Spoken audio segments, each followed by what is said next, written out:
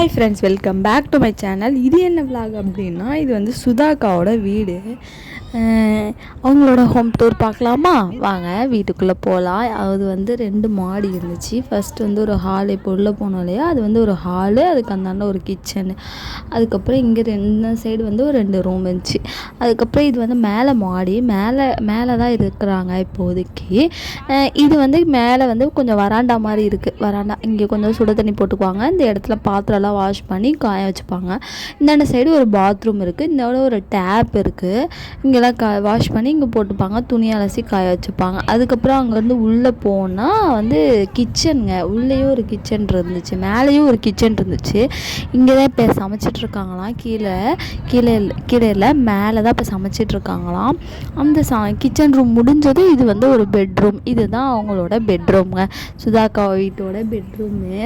பார்த்தீங்கன்னா இங்கே வந்து பெட்டு, அதுக்கு சாக்லேட் எல்லாம் ஃபோட்டோ வச்சுருக்காங்க. பாருங்கள், இது வந்து யார் பட்டு விகான் வீடு, விகான் அம்மாச்சி வீடு.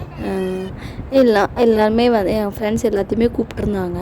இங்கே வந்து மேலே மாடி சூப்பராக இருந்துச்சு, நல்லா வச்சுருந்தாங்க. அதுக்கப்புறம் வந்துட்டு கீழே வந்துட்டு ரெண்டு ரூம் இருந்துச்சுன்னு சொன்னாலே, அதான் அந்த 2 ரூம்.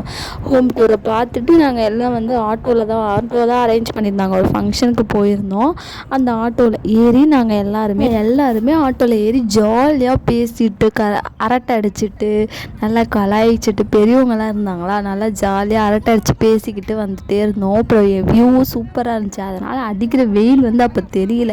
நாங்கள் எல்லாருமே ஜாலியாக பேசிட்டு வந்தோமோ, அதனால் அது தெரியல, ஜாலியாக இருந்துச்சு. இது வந்து ரயில்வே ட்ராக். அந்த ஊரில் போகிற வழியில் பொய்யாநல்லூர். இந்த ஊருக்கு ஃபர்ஸ்ட் அந்த ஊர் மென்ஷன் பண்ணுறேன். யாரெல்லாம் அதை பார்க்குறவங்க பொய்யாநல்லூராக இருந்தீங்க அப்படின்னா மறக்காமல் எனக்கு வந்து கமெண்ட் பாக்ஸில் கமெண்ட் சொல்லுங்கள். இதுதாங்க அந்த ஊரோட கோயில். இது இலிப்பையூர். அங்கே வந்து ரயில்வே ட்ராக் இருந்துச்சுன்னு காமிச்சேன் பாருங்களா, அந்த ஊர். அதுக்கப்புறம் அங்கே ஒரு பழைய கோவில் இருந்துச்சு. ஃபுல்லாக க்ரீனிஷ் தாங்க, அவ்வளோ பச்சை பசின்னு வச்சுருந்தாங்க. எல்லாருமே வயக்காடு தான், வயல் சைடு தான் இருந்துச்சு.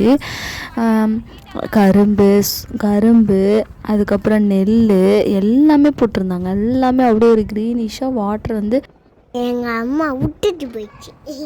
ஆமாம் ஃப்ரெண்ட்ஸ், இவளை பாப்பா விட்டுட்டு தான் போனேன். வெயில் இல்லையா, அதனால் விட்டுட்டு தான் போனேன். அதை அவங்க ஃபீல் பண்ணி சொல்கிறாங்க. இதை ஃபுல்லாக பாருங்கள் ஃப்ரெண்ட்ஸ், நெல் அவ்வளோ ஒரு க்ரீனிஷாக சூப்பராக. அப்படியே பக்கத்தில் போனாலே ஒரு காற்று வீசுது. அதுக்கப்புறம் இந்த பக்கம் தேங்காய் மரம். இந்த வந்து பெட்டு ரெடி பண்ணி வச்சுருந்தாங்க. எதுக்காக அப்படின்னா, கரும்பு போடுறதுக்காக பெட்டு வந்து ரெடி பண்ணி வச்சுருந்தாங்க. அதாவது பாத்தி பறித்து வச்சுருந்தாங்க. சூப்பராக இருந்துச்சு. வியூவும் பக்காவாக இருந்துச்சு. அப்படியே பச்சையாக இருந்துச்சு. இது வந்து என்ன ஊர்னா தாமரைக்குளம். பாருங்கள் ஃப்ரெண்ட்ஸ், எவ்வளோ தாமரைக்குளம் இருந்துச்சுன்னு. பட்டுக்கு தாமரைன்னா ரொம்ப பிடிக்கும். பட்டு லோட்டஸ் மரம் பார்த்த மட்டும் அம்மா, லோட்டஸ் மரம் எனக்கு ரொம்ப பிடிக்கும். ஆமாம், அது அந்த மரம், அந்த தண்ணி ஃபுல்லாக வாட்டர் ஃபுல்லாக இருந்துச்சு, சூப்பராக இருந்துச்சு. அப்புறம் இங்கே வந்து தேக்கு போட்டிருந்தாங்க. வாங்க, அப்படியே ஒரு தோப்பு மாதிரியே அவ்வளோ தேக்கு.